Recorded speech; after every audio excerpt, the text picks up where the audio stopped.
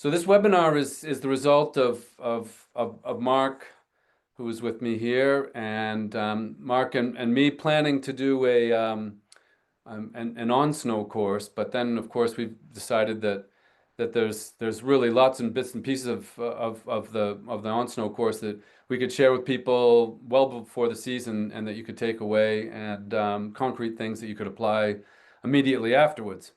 So the theme for tonight's webinar is output focused. That's a Mark term that I really thought was great, and he'll explain more detail exactly what that is. But it's basically like looking more at the results that you want to get, and aiming at that from the beginning rather than talk about a lot of technical stuff before that. And I know I've been criticized for going on and on about lots of detail beforehand, and then finally getting to the point when people are starting to yawn and wonder when I was going to get there. So that's also why we have a structure in terms of a timeline. We're going to do a 5-minute intro, 10-minute presentations each for Mark and me, and then we'll do 20 minutes of questions and answers, and that creates a 45-minute overall package.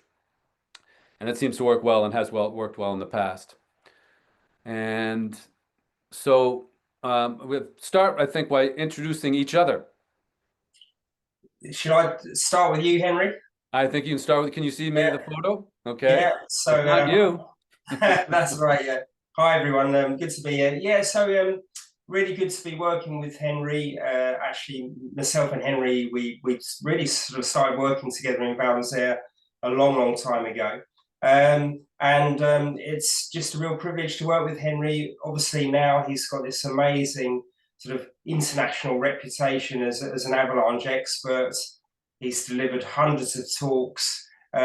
He's done a lot of work helping aspiring pros to pass their exams when they're doing their off-piste part of their courses. He's also helped me with my previous business that I had. He's delivered presentations for us.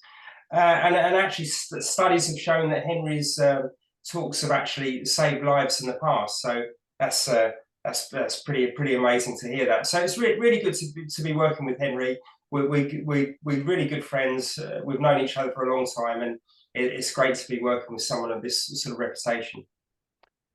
And likewise with Mark, I'm really honored to be working with Mark. I've had to take some notes here to introduce him and his credentials.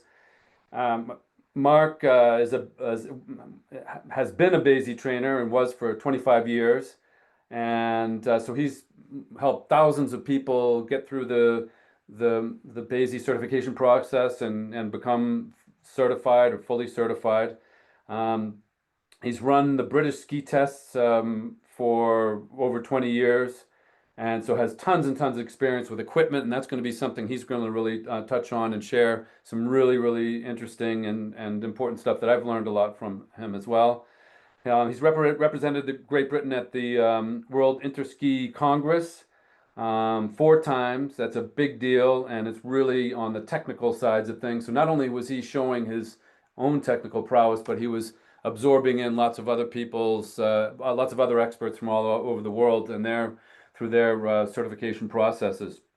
And well, as Mark mentioned, we've known each other for a long time, several decades. We worked at a ski school together years ago, and then I worked for him at a company that he set up called ICE, the International Center of Excellence, where I was able to help a lot of the aspiring professionals there prepare for their mountain exams, and also to help them just be safer and have more fun on the off-piste.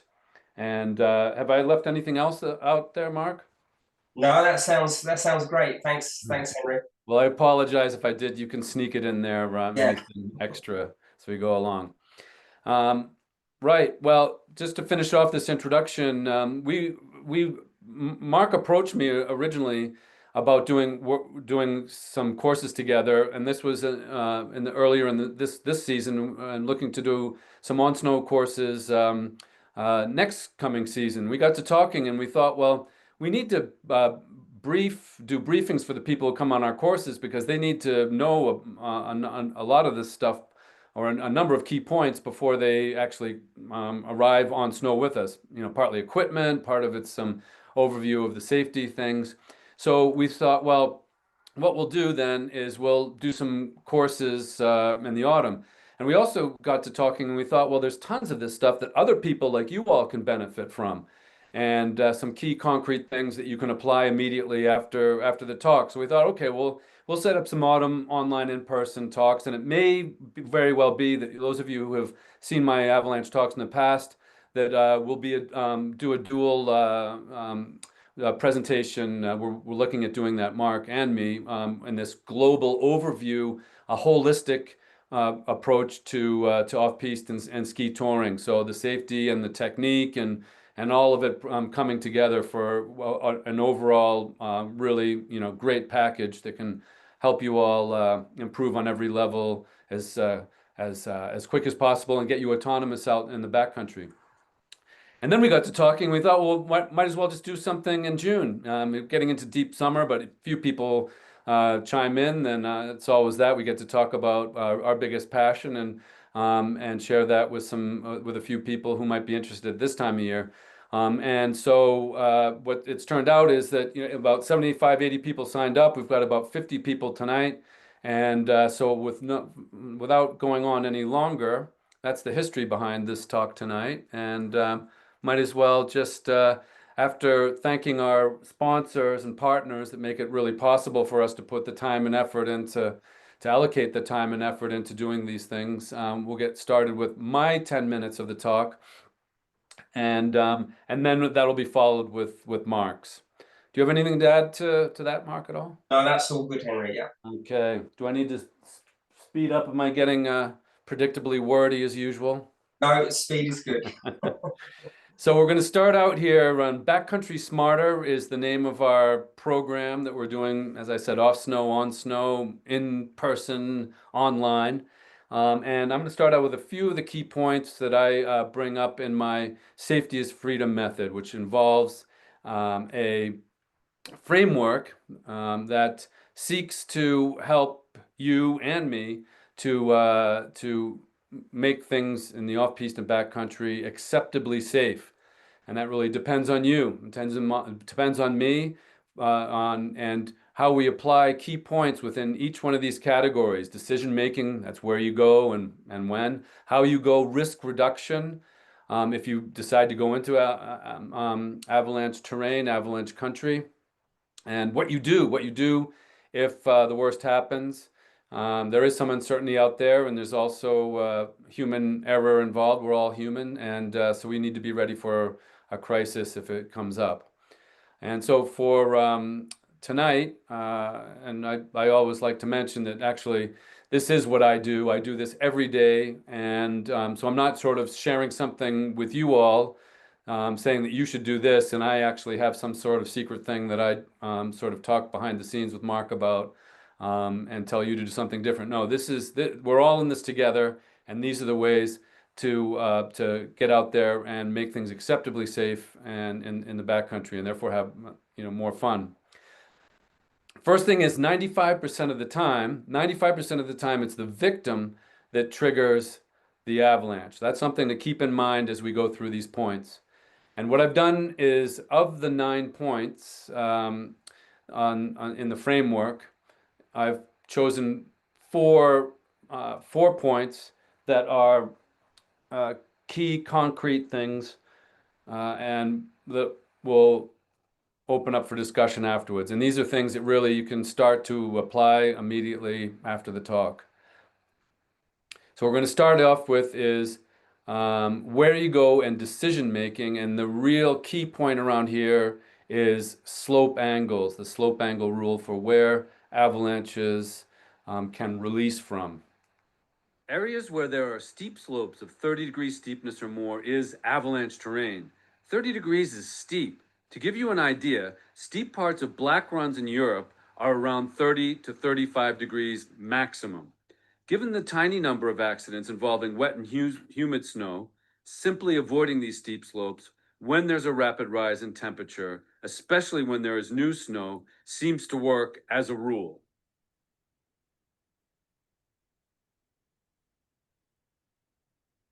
But almost all avalanche accidents involve cold, dry slab avalanches that were triggered by the victims themselves, and the slab released on a slope of 30 degrees or steeper. You need to watch out above too, not only because more and more idiots seem to be triggering avalanches on top of other people, but also because in certain conditions, you can trigger an avalanche remotely, à distance, as they say in French, especially when the danger level is high. So if you are on or below or around slopes that have a 30-degree steepness or more, you are in avalanche terrain. There are several ways you can develop a sense of what 30-degree slope steepness feels like, looks like, and how you can see slope steepness on a map. It's a really good idea to develop your sense of what a 30-degree slope angle is in order to be able to decide on where you go and if you're going steeper into avalanche terrain. So that's an overview there of this 30-degree slope angle. And I talk about these concrete things that you can take away and apply immediately. This is just a great point of departure, a great place to start from. More and more people, it seems, have been asking me over the last few years, like, where do I start with all of this if I'm going to start going off-piste with the guide, especially if I'm going to be going without a guide with my mates and everything. And my suggestion is starting on really getting to know the 30-degree slope angles, developing an intuitive knowledge through different ways of measuring slopes and looking at maps and things like that. And that's a great place to start. If you're skiing in an area where there's no slopes of 30 degrees above you that you're on or below you, you can have an enormous amount of fun in a no risk area, risk avoidance area.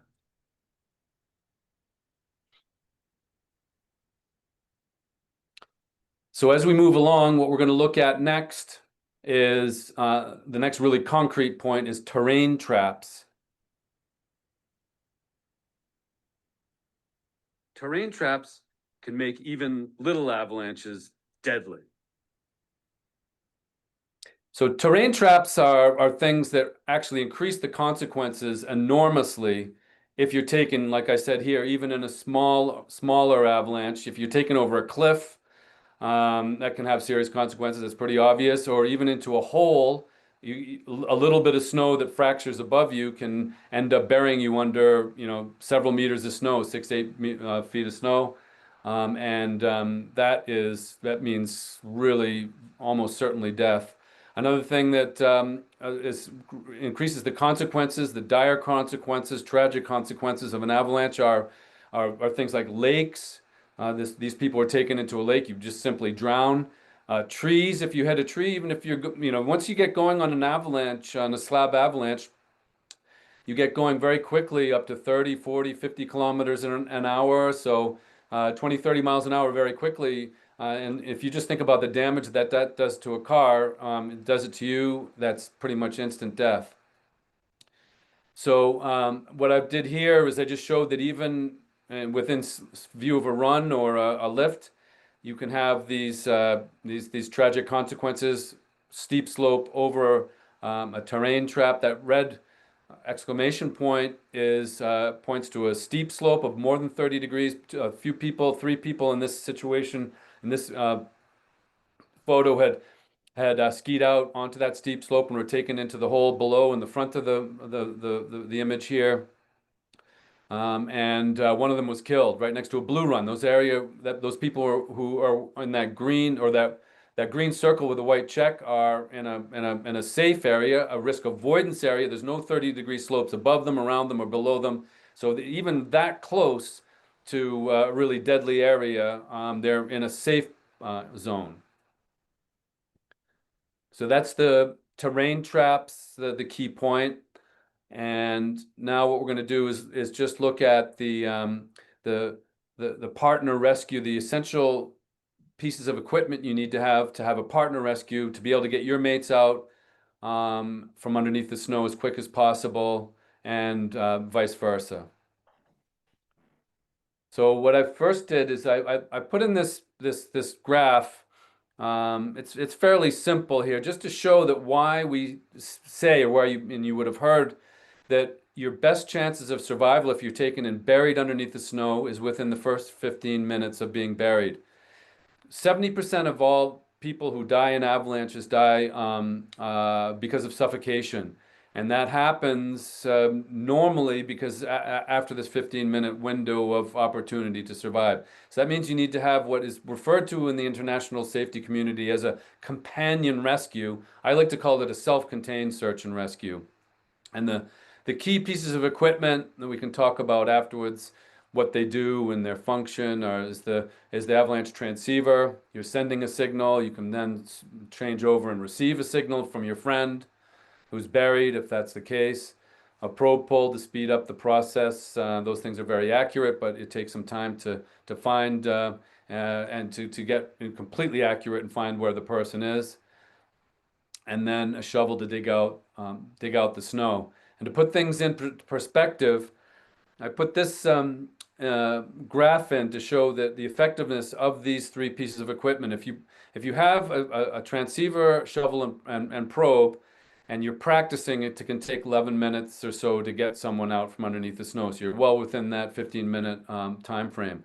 If you don't have the probe, it slows it down that much. And if you don't have either the probe or the shovel, then it can take from an hour to 2 hours or so, according to the various different studies that have been done on this subject. And I mentioned if you practice, so I have a few different pocket guides that you can find on our website and in a video that on our YouTube channel. And I'm going to be posting more and more of this over the off season. So it takes practice on the crisis management side of things, also to lower the amount of impact that the stress can have on impeding your ability to get your friends out from underneath the snow, or vice versa. I think it's more important for us in many ways to make sure that our mates know how to get us out from under the snow if we were underneath. And that's why it's so important to have the shovel and probe. It's not for us, it's for the other person. And learning how to use this thing, even put the shovels and probes together, learning how to use it is not in the time of a crisis, however infrequent that may be. So I mentioned that there were 9 points, and you can view these, and I have a very compact and concise overview of all 9 of the points with little scores on them, and you can line that up on a scale that I compare to like a ruler or a tape measure that gives you a point of reference for referring and discussing with your team about where you fit in on a particular day on a particular slope in terms of risk and danger. And so I copied and pasted that YouTube link to my website, my YouTube channel. I put that in at the top of the chat. I'll put it in again. And I put for a while, all summer at least, as a featured video, that really compact and concise prevention pocket guide on video on YouTube. So thank you for your attention on that. We'll move over to what I think is really very interesting. Since I've been talking to Mark about this, I've realized just how little I know about technique and equipment.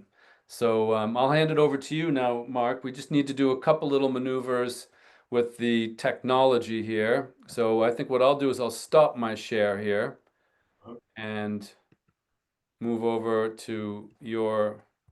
Yep. Thanks, Henry. So I'm just going to share with you.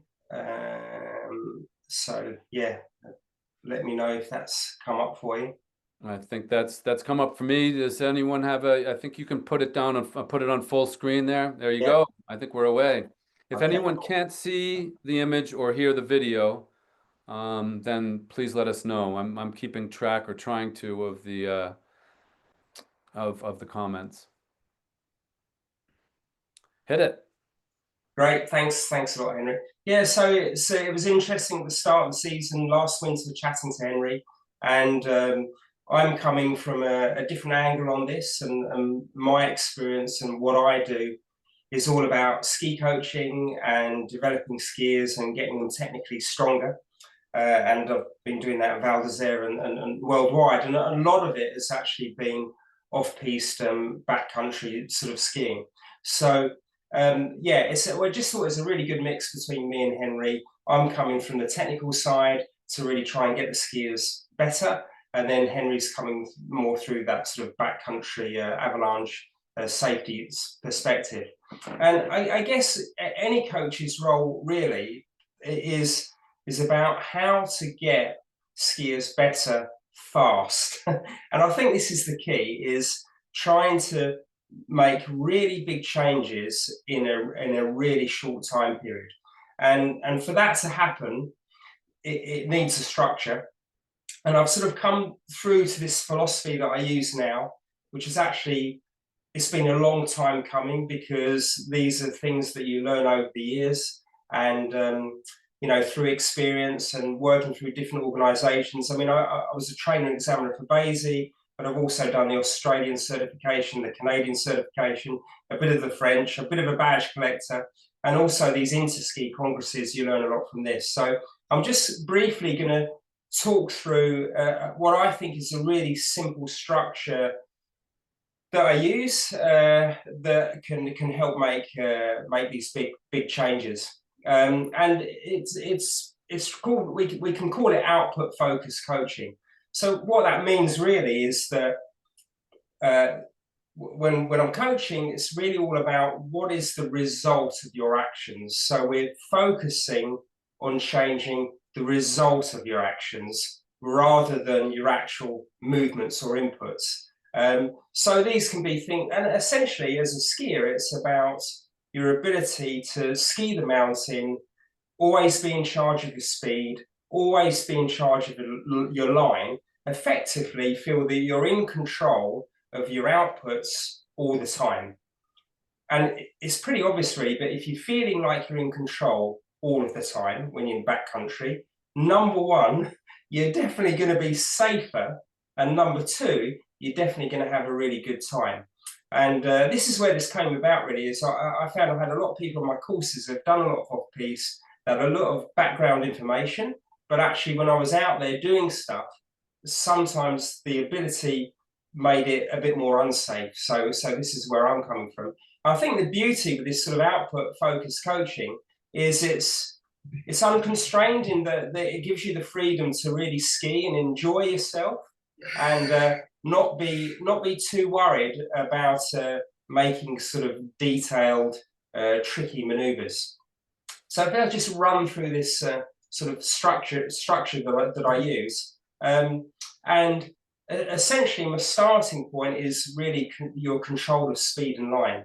So I'll just go a little bit deeper on that. So if you're looking at good skiers, either the pros that are taking you out there or people are just really good out on the mountain, in terms of speed, what you will always see, whether it's a narrow, tricky couloir or a big open powder pitch, is you will always see a constant speed. Okay, it's really important, and they've got a constant speed because they're really good at using different methods of controlling speed, and those methods we may go into later on the Q&A, but there's very simple methods. So if you look at a good skier, you're going to see a constant speed, and you're also going to see, in terms of line, a round turn shape. It's going to be a curve. It's going to be one curve to the other.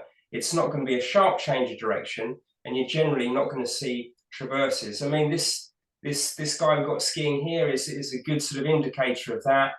Really nice constant speed. You can see he's flowing from one curve to the next, and he's having a great time, and he's totally in charge of his line and his speed.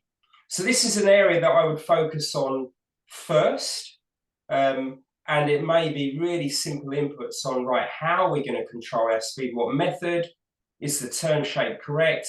Do we need to adjust on that? And I think these are the real foundations, and it's really important. And if I can sort of give almost an example of where this sort of almost philosophy works, in that, from my experience of ski coaching, training people, and being coached myself, and in that whole world for a long time, is particularly in skiing, a lot of the focus can be on very much on movements and inputs. And if I give you an example of that, for all of you, I presume you drive.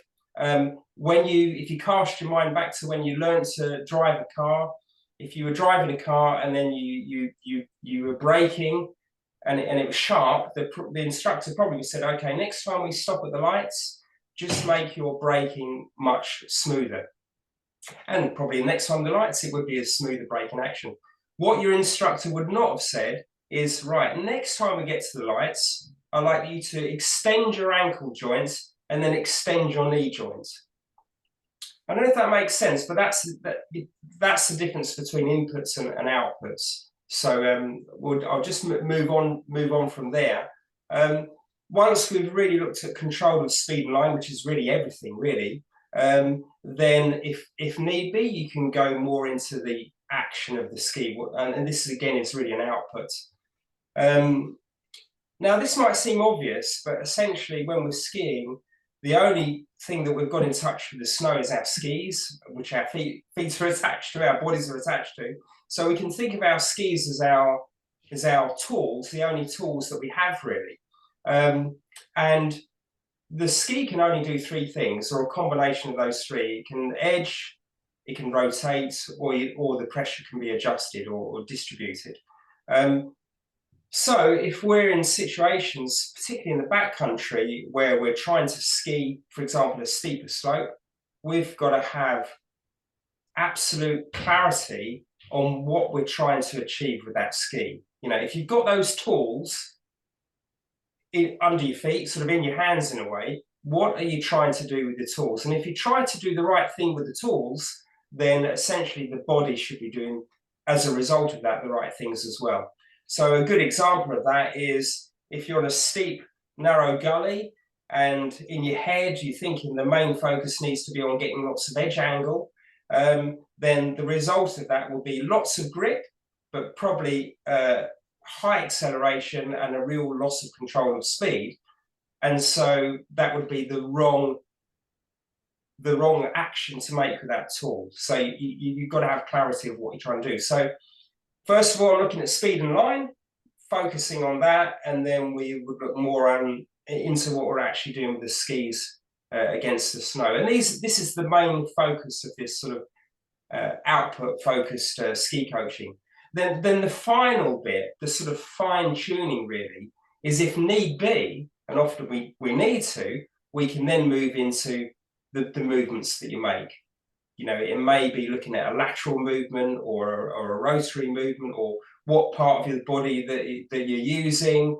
Do you need to use more legs or more upper body or in any other way? Or it may be balanced. You may be too far forward, too far back, need to be more in the middle. But the important point with all of this is this is the fine tuning at the end. This is the end point. And quite often we don't even go there, because the start point is speed and line and the action of the ski on the snow. So hopefully that sort of gives a bit of an overview of, I guess, the structure that I'm using and the philosophy that I run with. And in my experience, we get really good, quick results from that. I know there's a few guys on the webinar tonight who've skied with me, so I'm hoping they'll back me up on that. And the final point really is, you know, you can get great coaching, you can get great advice from Henry on where to go and so on. But the other real big part of this is actually gear. And gear can have a huge impact on your overall performance.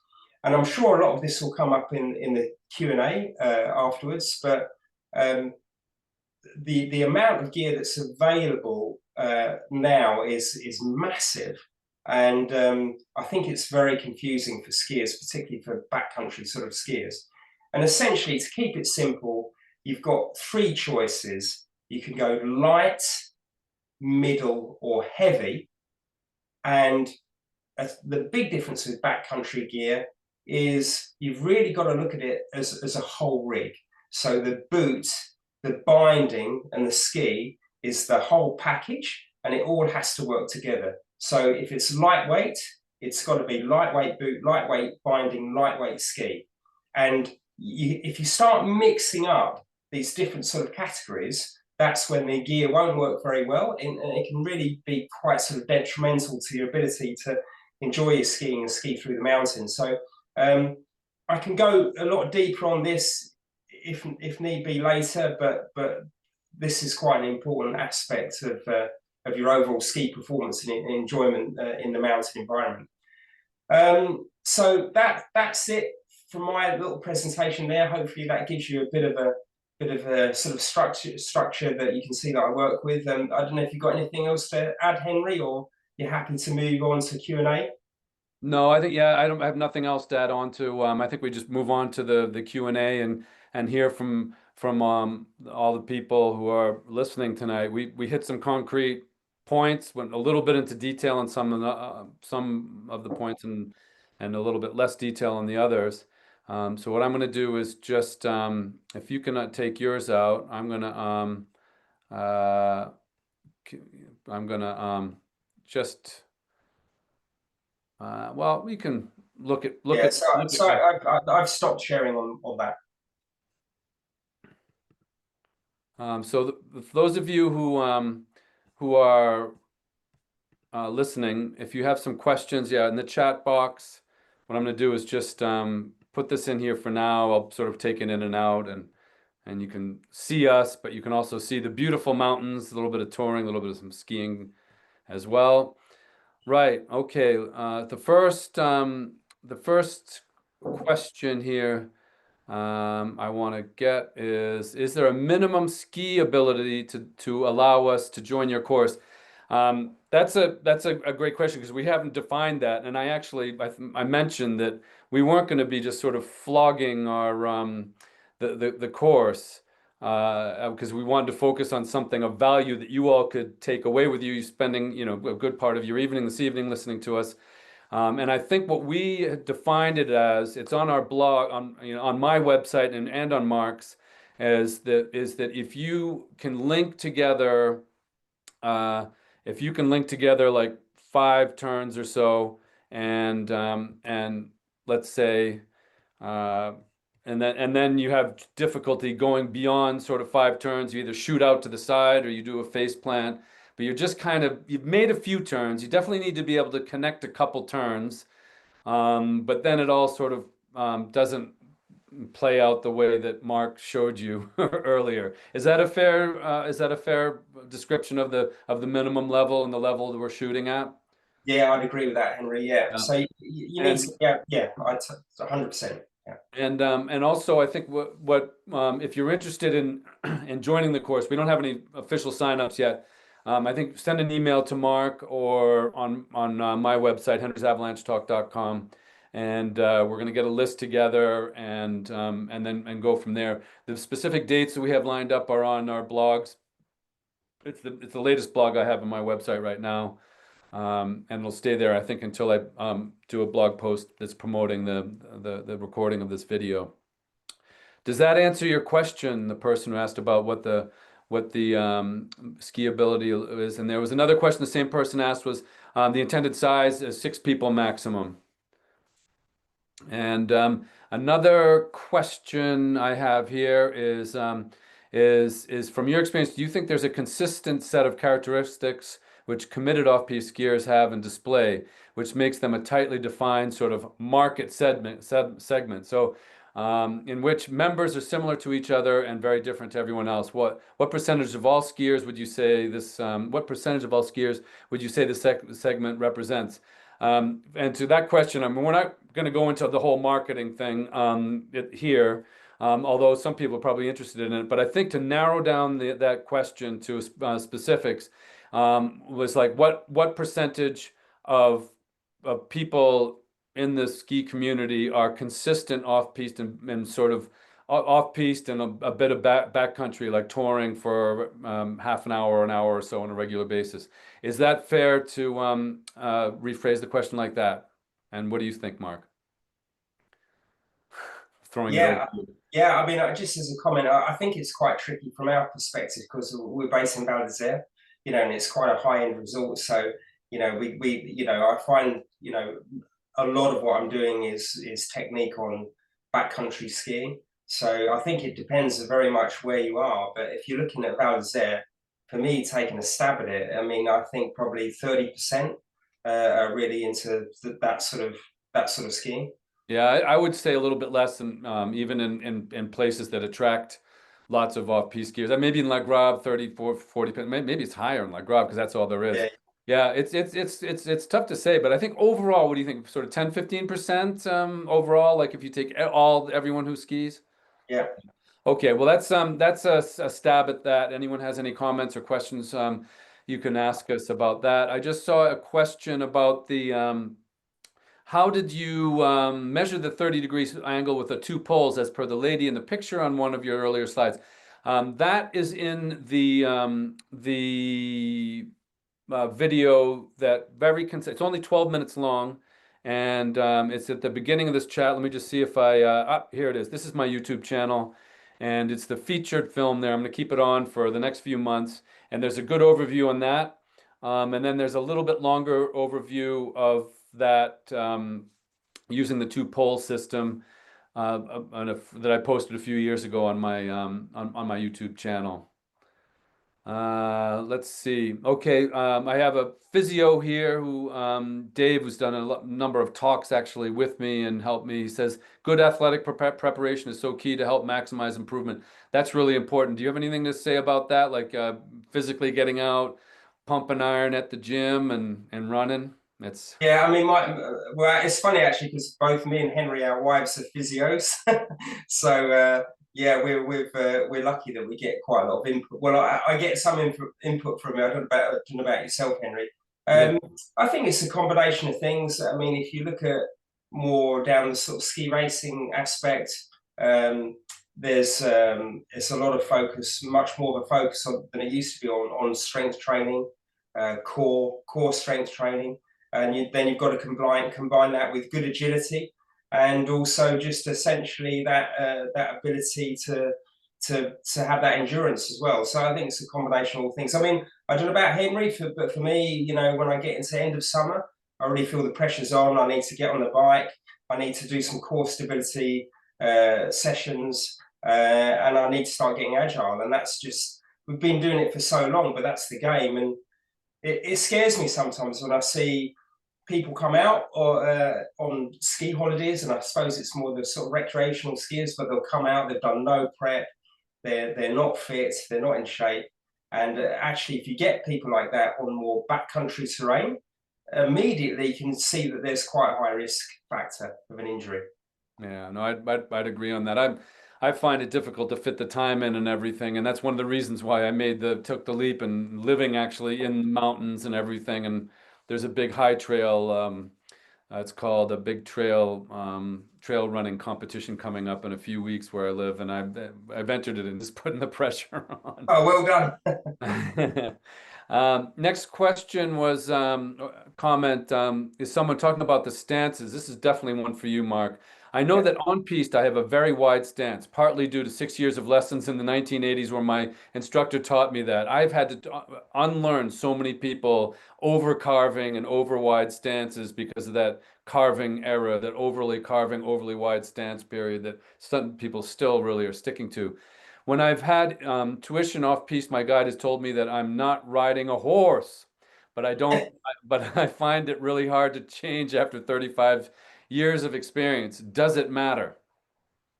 That's a really good question. I think this is another example of where it can all get a bit confusing, and you get this sort of mantra of one particular technical aspect that gets drilled in, and then that's the answer to everything. I think, unfortunately, the answer I've got is not that specific, because if you look at good skiers, they actually have that ability to change stance width at will, really. And if I'm being honest, that ability to change your stance width does really help. And I think if you comparing on-piste carving to off-piste, it's quite a good example, really. I mean, if you're on-piste carving, you do need a wider stance, but I think this can get confusing. I mean, the stance width will vary with different individuals, and it depends on their morphology, their body shape, so it's roughly going to be hip width apart, and that will vary between different individuals. When you go off-piste, if you're skiing classic sort of powered or on fairly easy pitch, then a narrow stance will help, because it helps with that pressure distribution between the skis, because in those sort of conditions, the pressure is going to be a little bit more equal between the skis, not so much on outside foot to outside foot. So a narrow stance width does help. But then also in the backcountry, if we get onto steep couloirs and it's spring snow, you need to go back to a wider stance again to give more stability. So it's got to vary, really. Yeah, and I'll summarize. And both you and I come from racing backgrounds. We know what edging is, and I truly believe that racing background is the fundamentals, and then you can back off and use less edge. So when I criticize these over edging people, this is coming, and Mark will say the same thing. This is coming from people who know how to edge. We've been edging, had edging beaten into us. All I did is ski on ice for the first sort of 15, 16 years of my skiing experience, from when I was sort of 2 until 16, 17, before I came and discovered deep snow in the Alps. And it just takes a while to back off. And yes, I bring my stance together when I'm off piste. I find it easier. And I often, and you to let me know what you think about this, Mark, but I often advise people maybe go to a dry slope, and where they're steeper, or to a snow zone, and do some race training, and then go and try to do a little pouncing around with your skis a little bit closer together, and try to work with the flat part of the ski. And because my big thing, and we've discussed this with Mark, is the best skiers are the skiers that have the biggest repertoire. They can ski with their skis wide, they can bring them together, and they can adapt appropriately to the terrain or what they want to do. Do you think that's a fair? Yeah, I do. And I think, to add to that, I think if you're looking particularly at varying stance width, then often the difficult part of it is getting used to a stance width that you don't normally ski with. And often the way around that is to do some drills or activities on piste, or in an environment where you feel really comfortable, and then you just get used to a different stance width. You get to see how that feels, and then you can then go and then practice a little bit in backcountry. I think, funny enough, I think in the backcountry environment, it's a really hard environment to change those habitual movement patterns that you have.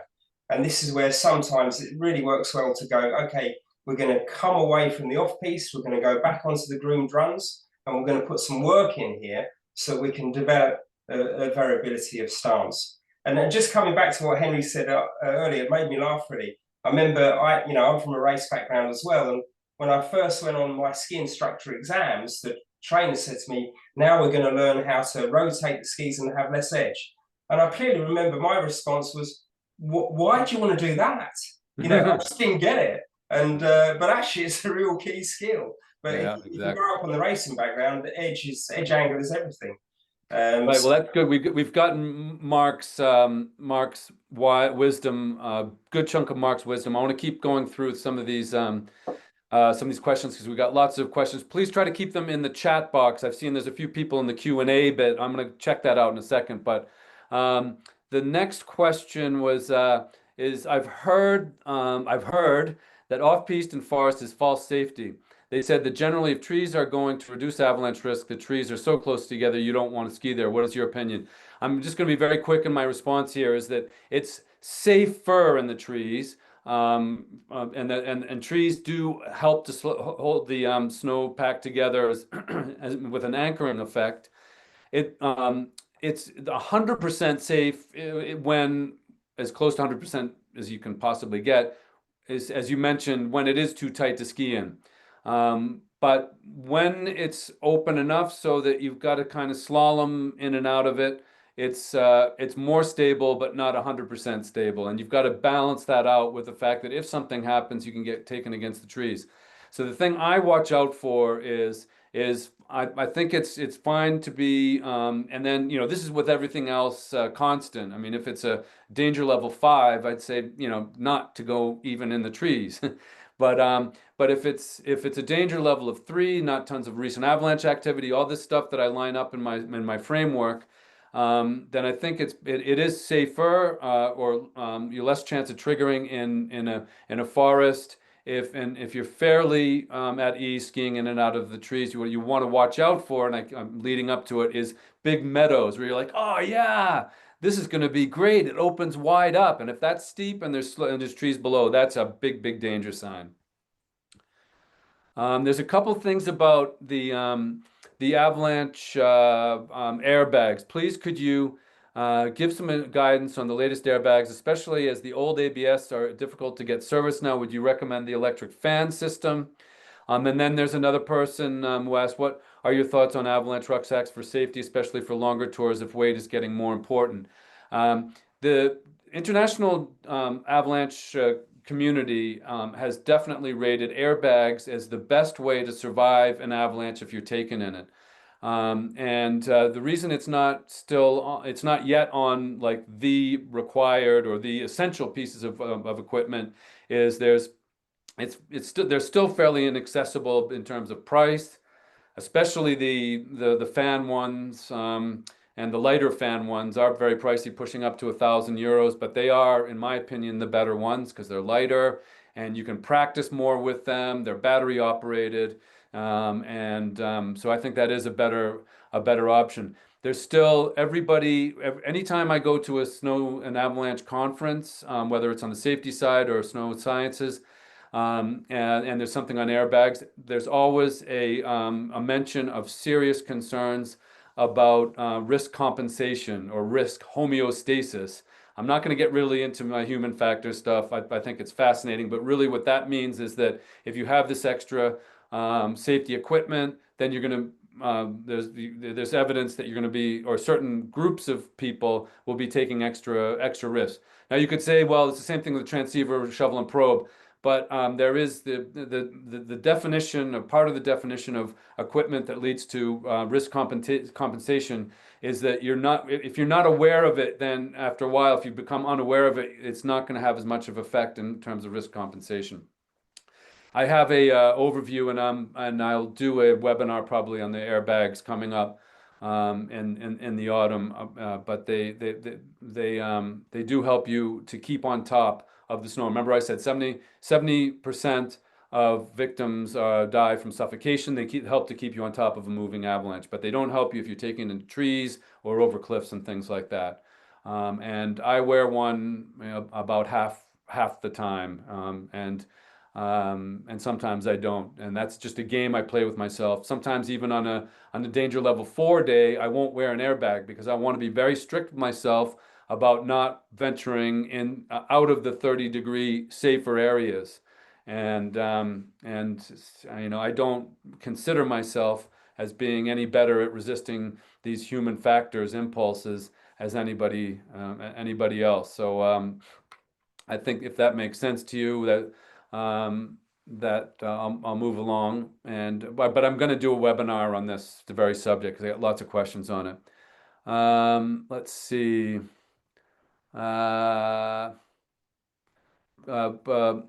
Conflicting views on probe lengths. 240, 2 meters 40 centimeters is the standard length that's recommended in the industry. Less than that is considered not quite long enough.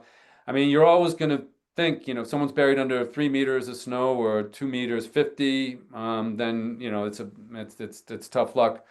The chances of surviving under more than 2 meters of snow the percentages go way down. So and I think in terms of lightness and or weight and that balance, 2 meters 40 is what we've come to and stuck to over the years. Any thoughts on judging risk of further avalanches when searching? Yeah, that's a big secondary avalanches when searching is a real concern, and that's something, as a general rule, it's taught that you shouldn't go and expose yourself to further danger no matter what. But that's a case-by-case kind of scenario. If you've got enough, if you have enough people who are can spot for what we call hang fire, avalanches that are hanging above, or I mean, sorry, not avalanches, but snow hanging above that could release, then you may want to take a risk, you know, especially if it's a mate or something that's underneath. Case by case scenario, and if there are slopes that are threatening where you're in, you need to have people who are spotting and can also that you have the transceivers, the latest types of transceivers that can switch over from search to send once they stop moving on search, and that's for that very reason. And also, as those of you who are going onto the scene of an avalanche, many times people in their desire to help will cut slopes above, and that comes down and buries people below. So you got to be really, really conscious of not cutting slopes above, going around the steep slopes that are above where the rescue is taking place, or aiming at the bed surface, even if it's just gone all the way down to the ground and it's all rocky and down to the terrain. Do you have anything to add on any of that, Mark? No, that's all good. Let's see.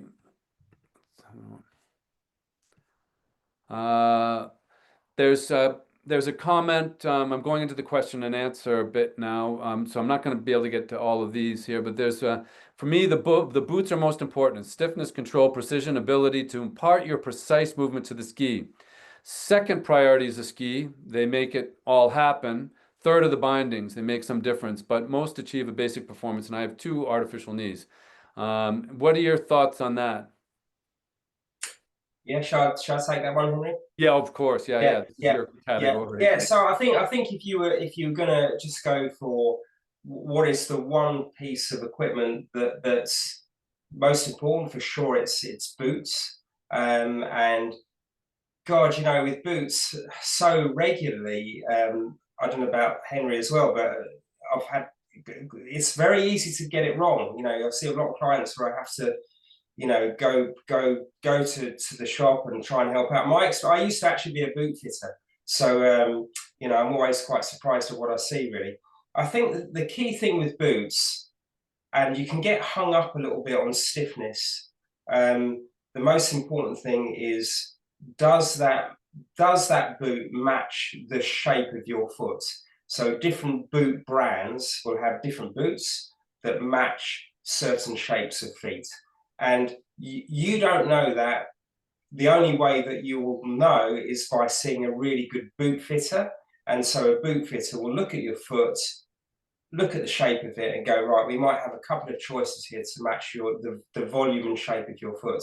In terms of stiffness, it can be confusing because all boots will have a stiffness on them, you know, a stiffness rate index, but actually that's not it's a long word. It's not regulated. So you might have a 130 in a Lang stiffness, which is not the same as a 130 Salomon. So again, this comes down to the expertise of the boot fitter. So you need a boot where it's right for the foot shape, the stiffness might be right for your skiing, and also 99% of people need a footbed that will give their foot the support that it needs. I sort of, you know, might have rambled a little bit there, but the difficulty is, as I said before, with backcountry skiing, there's absolutely no question that you've got to match the boot to the binding and the ski. And that's different to a lot of other areas of skiing. So if, for example, you've got a really quite hefty, stiff sort of Freeride boot, which you can tour with, but then that's matched up to a light tech binding and a lightweight ski that's very much for the going up, then that's not going to work. The boot is just going to overpower everything, and that's where it's more of a challenge with sort of backcountry equipment. So I don't know if that answers the question, it helps a little bit. I don't know if you've got anything to add to that, Henry. No, I think that's very, very good. I haven't been paying enough myself to matching the rig, as you say, matching the the boot with the binding and the ski. And that's something we'll really go into depth about when we get everything sorted. And looks like we're going to be doing these dual presentations in the UK. We're going to do them most probably in a few Ellis Brigham shops. And what I've noticed there over the years is that it's gone like 10 years ago, 15 years ago, to a few boots and a few bindings and on display for touring. Now you have like 20 boots. It's at least a third, not quite half, but a third of the boots are and they range from stiff to really light. And then when I'm talking about boots, touring boots that have the little eyelets for the tech bindings, as they're called now. Yeah. Tons of different bindings and skis, and that'll be a good place to really kind of show doing the matchup. And It's really I'm guilty. it's really confusing out there, you know, and the choice is getting bigger as time goes on. I That's mean, some. I've just been sent a new pair of touring boots, which I used a little bit this season, which were a 140 flex, which is really stiff.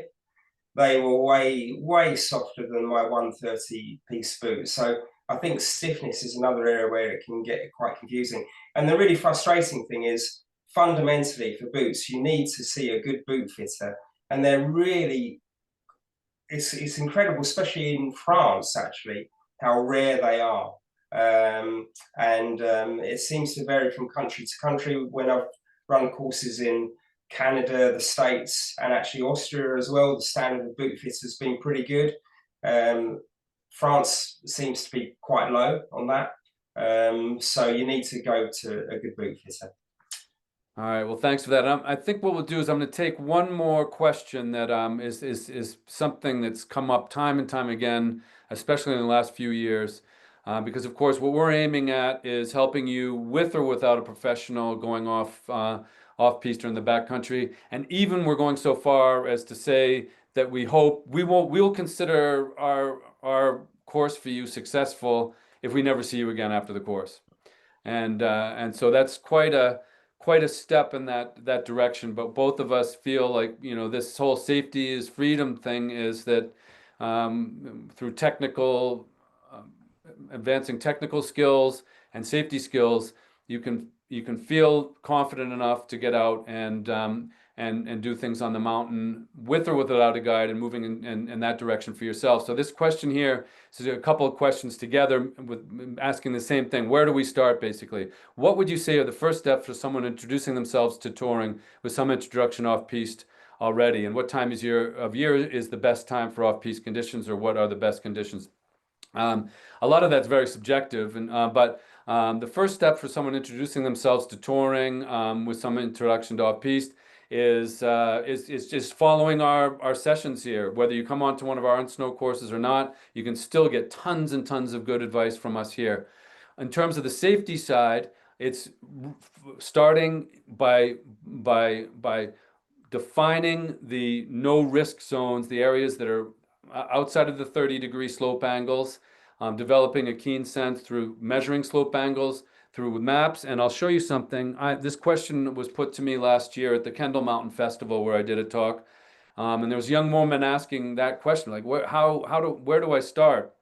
And I gave her the response I gave everyone tonight. And then we talked for a moment, and she said, well, you should look at this book here. I just got it.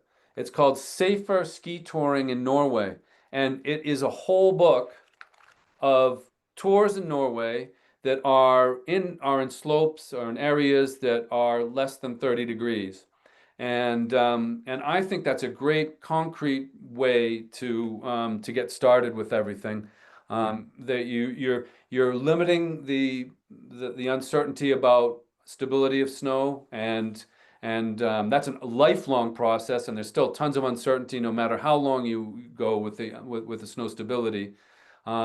But like I say in my framework, if you're sticking in those areas, those no risk or risk avoidance areas, then that's the first step in having fun and being safe. 25-degree slope angles is pretty darn steep. 30 degrees is a steep slope, and so there also, once you start getting into the groove of going on to steeper slopes, and into avalanche terrain, which is perfectly acceptable. You can keep it within an acceptably safe realm, which I define as no more risky than everyday activities like driving a car for a day, whatever. But it's always good, even if you're going into avalanche terrain, to know these safe and safer zones that are outside of the slope steepnesses, so that you can stop and regather, and move on from there, even within avalanche terrain. So that is what I would say for the first steps, introducing yourselves to touring from the safety point of view. And in terms of the best conditions, the most stable conditions is springtime. Springtime, you have the most avalanches, but you have the least amount of accidents, and that's because the snow stability is much more predictable. When the snow melts, it's really unstable. Then when it refreezes, it's the most stable it is in the entire season. Then when it melts again, it goes to being the most unstable. And that's why you have most accidents happen in December, January, and February on north-ish facing slopes. So in many ways, I love the springtime because I have less of the pressure to be applying those key points that I referred to in my part of the talk. But nice, light, deep powder, you can't beat it, huh, Mark? Yeah, I'd agree with that. But it's funny, I'd also agree, I find, when it comes to spring, it feels like the pressure's off a little bit. It's much easier to make those judgments of where to go. January can be tough. Yeah. Yeah. All right. Well, we've gone on for an hour or so now, and I think with these questions and comments, there's one from an expert in the that I wanted to just maybe give a chance to here, if I can find it. It was on the overall thing about the ski industry and things, that there's data that's saying that off-piste skiing is becoming more popular with a slight decline in ski touring. Have you seen more demand from your clients this past season? And if so, why do you think that is happening? And I think, it's the whole idea of, the freedom of the mountains. I think there's an increase of people who wanting to go out and discover the quietness and the tranquility of the mountains. For me, that's almost as much and sometimes more than the skiing itself, especially if the conditions are crap.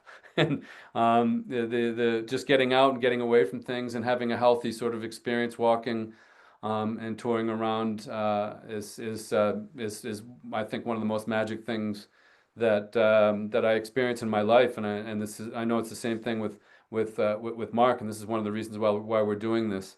So I think that that off-piste skiing is I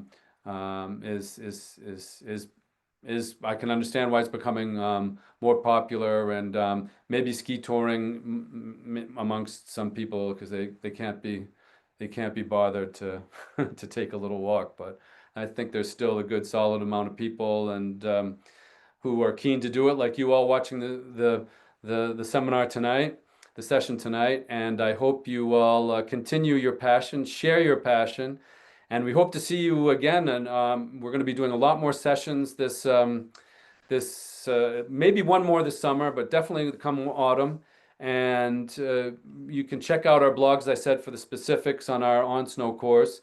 But I'm thinking like our on snow course is maybe just the tip of the iceberg, and we're going to be sharing our passion and helping you have more fun off-piste and touring. And as I say at Henry's Avalanche talk, after each talk, we'll hopefully see you soon on Mark's website, Mountain Pro. What's it again? Sorry. Yeah, all Mountain Pro. So yeah, either All Mountain Pro or on Henry's website, you can get more access to the courses in a bit more detail on it. And, yeah, I think I'm pretty confident this is a partnership that's going to grow really, and we'll work together more and more on bringing together technique and the sort of backcountry awareness together.